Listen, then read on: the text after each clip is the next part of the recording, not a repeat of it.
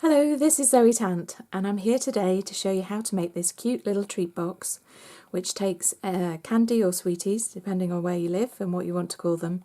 It's got a little door that allows you to get the sweeties out, and also the lid comes off so that you can obviously put them in the first place.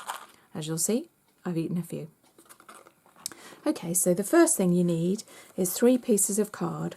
One that is 21 centimetres by 8 centimetres, a second that is 9 centimetres by 11, that will be your drawer, and another piece that is 9 centimetres squared, so that you can use it for the lid. So we take the first one, which is for the box itself, and we take a trimmer and we score along the long side at 4.9 centimetres, 9.8 centimetres, 14.7 and 19.6.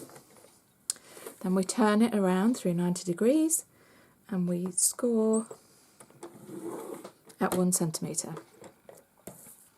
You then need to take your trimmer, and if you turn it back around so it's the long ways across the landscape version, and use your trimmer to come in on the second, not the first, the second score line.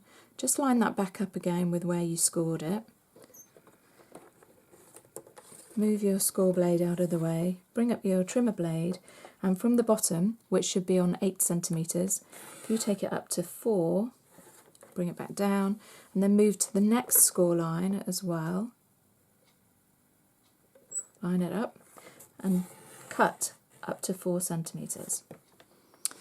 Then if we turn it round through 90 degrees again, so you've got this single score line all the way down here, and move the cardstock onto 3 centimetres. You just want to bring your blade in then, just move it up, and pop it on those 2 score lines that you've cut, but only at 3 centimetres, not right up at the top where you actually cut up to.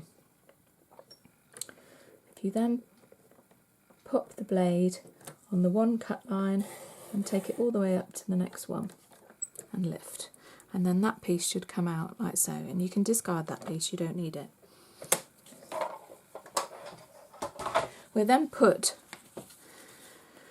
some tear tape for putting the box together, go all the way along the bottom, and I've found it's easier on this occasion to use scissors just to keep it neat and tidy, and across there. You don't need that final corner, although I've managed to stick it, and just turn it around and come along there as well.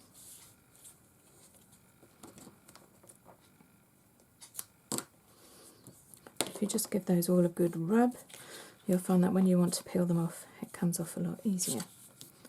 Okay, then just to get ready for when you do put it together, we're going to cut a little piece off there, and there, in that corner, just a triangle there, and a triangle. These will be the tabs, and it just makes it a little tidier.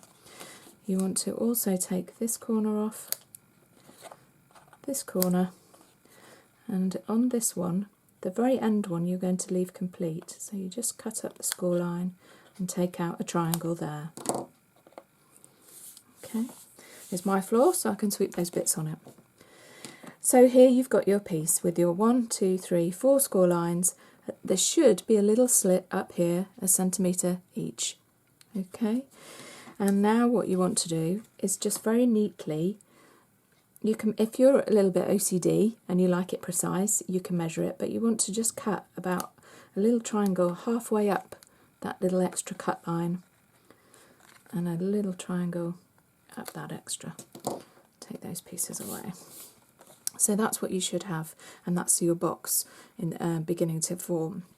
The next thing we're going to is decorate the box. So if we just pop that to one side for a moment, you'll need various pieces of decorating card, some to stamp on and some to mat the layers together. And I've used this lovely stamp set called Snowflake Sentiments from the Stampin' Up Winter Catalogue 2017, and I'm using these snowflakes and this little trio up here. So I want to make sure that this snowflake stamps right in the middle of my piece of card. So the best way to do that is to use the Stampin'-A-Jig. So first of all, you need to get your snowflake put on it. So you take your imaging sheet, pop the Stampin'-A-Jig tool right next to it so that the imaging sheet is right up in the corner of the Stampin'-A-Jig tool. Then I've got some basic grey ink, and you'll see I've got a little dot on here. It's so that I know which way the stamp goes. I know it's a symmetrical stamp, but sometimes when you've mounted it on your block it may not be quite in the centre, and so it's handy to know that when I stamped it and I put it onto the acetate that it's the same way. So I'm just going to tap tap tap and stamp that on there. So that's left me with that snowflake on the imaging sheet that I can then stamp onto my piece of cardstock. Now, if you want to be sure that you hold it still, you can put a little bit of snail adhesive on the back, rub it on your cardigan or whatever, and just pop it down and it'll hold it. The reason you rub it onto something fluffy is just so it's not quite so powerful on the glue. Then I'm going to chance it and take it like this and do it by eye. I'm just going to pop it in the middle, then put the Stampin'-A-Jig back in so everything's back in this top corner. Just lift that off very carefully so it doesn't move, remembering to put my yellow dot at the top of my stamp into the corner and pop that down like so, and you'll see that's come out not too bad at all. And that is going to be stuck onto my lemon lime twist piece of matting card that will go with my smoky slate box. You'll want 4 of these, and the green piece is 4.8 centimetres squared, and the whisper white piece that I've stamped on is 4.6 centimetres squared, and you need 4 because those will then stick onto your box like so. Now you can see there's an extra little piece here, and that one is done in the same way with a piece of whisper white and a piece of lemon lime twist. So I've done the same process with the Stampin'-A-Jig. Pop the imaging sheet into the corner, have a yellow sticker again, pop that, oops, I've moved there, don't want to move, stamp there, and then I've got it so that I can pop it onto there and follow the same process. And you only need 1 of those. And that then gets stuck onto your box frame just here because you want to make sure that they're all level across the top. The lid, when it comes on, will come down just above these, so they'll all be at a nice level and flow around the box.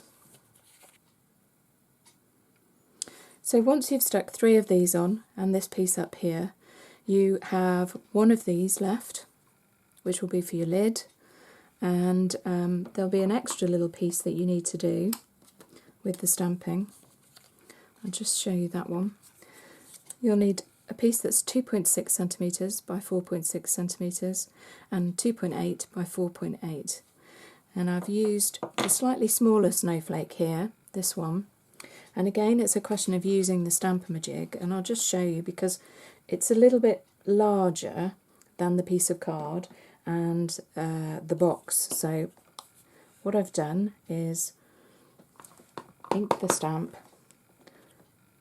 stamp it onto the imaging sheet, and then if I'll just show you on the back of this piece, line it up, and you'll see that it doesn't quite fit, but it's close enough. And you've also got a little bit of card left out the side here, which makes it a little bit easier for stamping, because that's going to pop back around there and hold your card in place while you then stamp. Okay, and then that one will piece onto there, and that is for the drawer that's going to open, so you need to just pop that to one side until we're ready. The next stage is to make the drawer. So you need your piece that is 11 centimetres by 9 centimetres, and this one needs to be scored and a little bit of cutting. So if we score on the long side 3 centimetres from each end, it's easy, we can just slide it through the trimmer, and then turn it around and score just on the one side at 3 centimetres. Then with a pair of scissors, I'll move the trimmer, you need to cut these two pieces out. So you just cut up the score lines like so.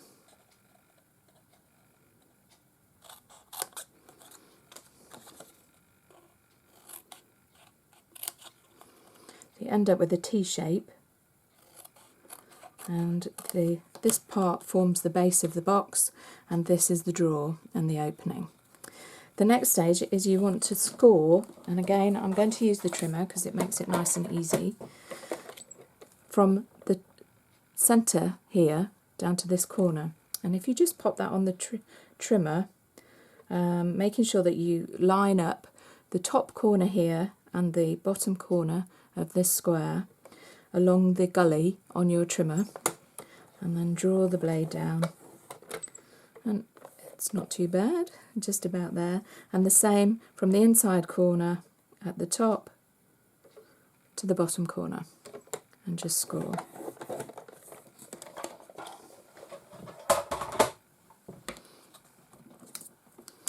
Then you want to take the scissors, and to take out some of the excess, just trim a piece off there and a piece off there, and then if we bend these score lines, if you use your bone folder as well, just to make sure it's nice and burnished, flattened down, and this one as well.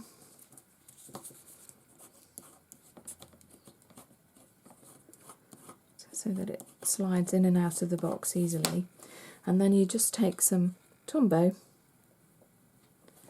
on both sides,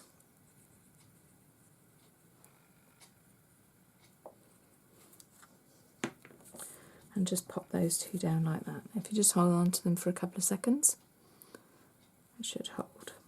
And get rid of those pieces. So you'll have your door. I've got one that I did earlier, so that I know that that's nice and nicely stuck down. And if you then just use the score lines that you made, burnish again. This one needs to come over here. Again, these ones need to be really well pushed down so that they lie really flat.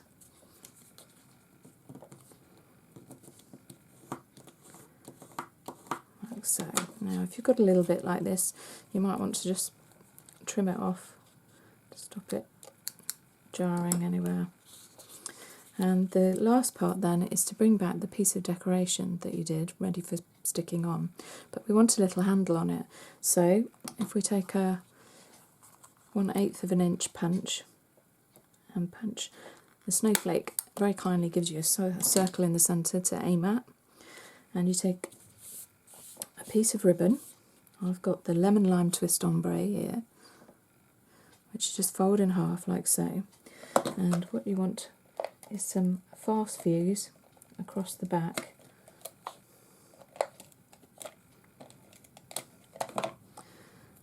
and if we thread this through the centre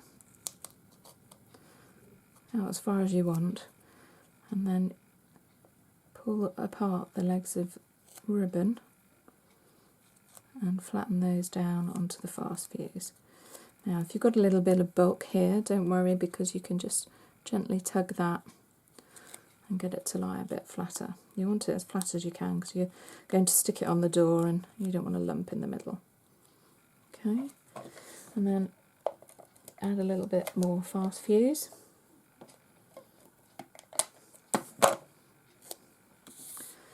And that is then going to be stuck on our drawer,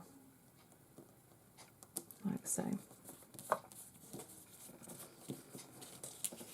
Okay, the next thing is to put together the base of our box.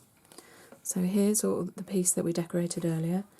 If we take off the backing of the tear tape,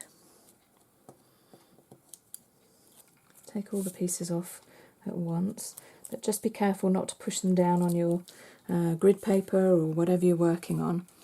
And then this one, if we lie it flat, this is where you don't want to push down at the bottom so you don't stick these tabs down. Just line that up and stick it down. Make sure your folds are nice and creased.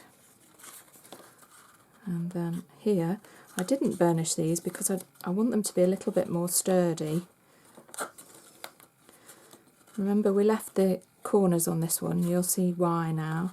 If you pop it down, it gives you a little bit more to stick this on. You want to make this as square as possible. If you pop your finger underneath it, you'll find that it holds it a little easier.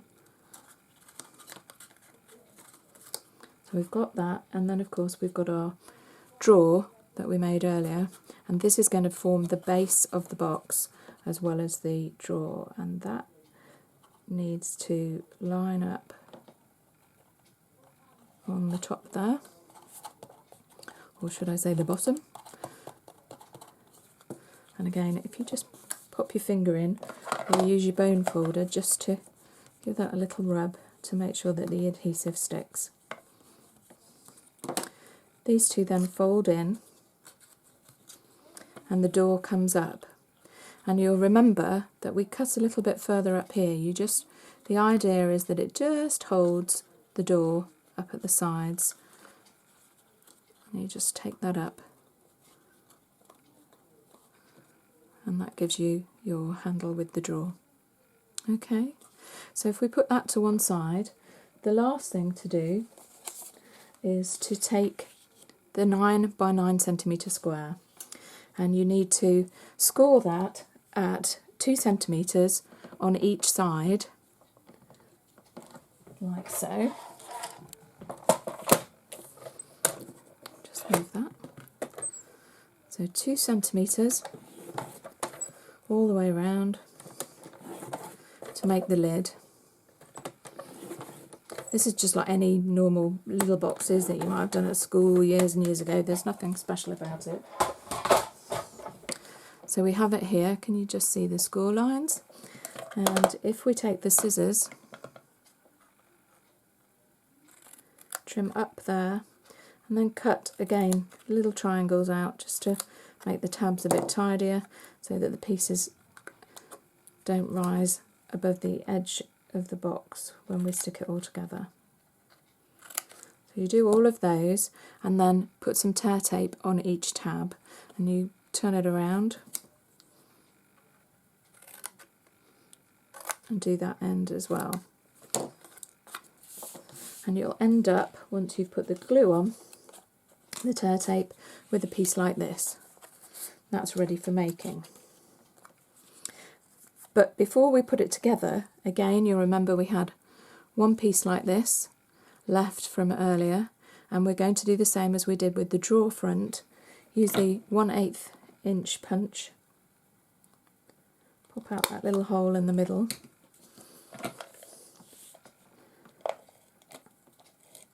add some fast fuse, and again it's the lemon lime twist ombre ribbon.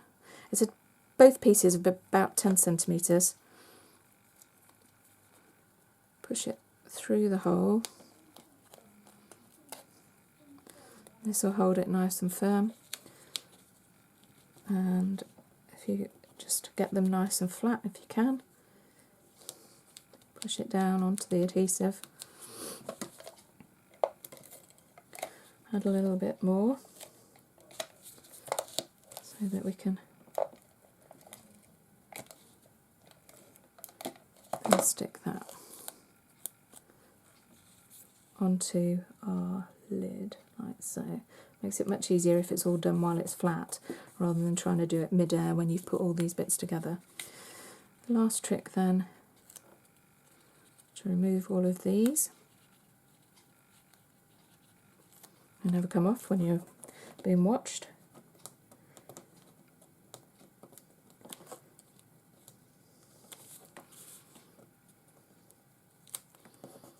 Remember, if you rub them, it just it's pressure released, so a little bit of rubbing and that helps you to lift the corners up and take them off.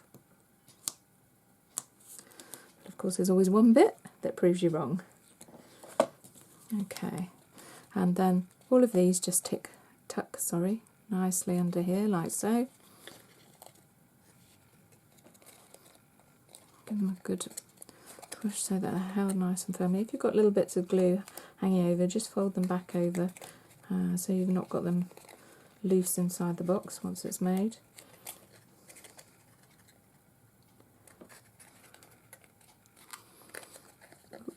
Last one.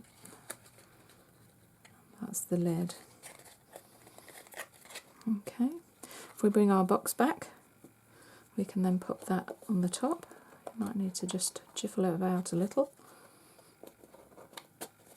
Nice snug fit. Final thing to do is add a little bit of bling, because I'm a blingy girl. And we've got some beautiful black rhinestones here that we can pop on. I find it really easy if you use the point of the scissors. It just gives you a little bit of control and you're not trying to stick them to your fingers. These small ones, one in the middle of each of these little snowflakes. Again, if we just pop the lid back off, give those a push, make sure that they're well and truly stuck on. And the slightly larger ones, we can then go around and put one, onto each snowflake on the side of the box, just to finish it off and make it a little bit more fancy. There we go. Again, push, push, push. Pop our lid back on. And there's our box. And all that's left to do is fill it with treats and then give it to somebody special. Or maybe, like me, you might tuck into them yourself. Thanks for watching. I hope you'll come back. We'll be doing a video each month for Thinking Outside the Box, the team that's got it all wrapped up. So please do visit me again and the other girls in our team. Thanks. Bye.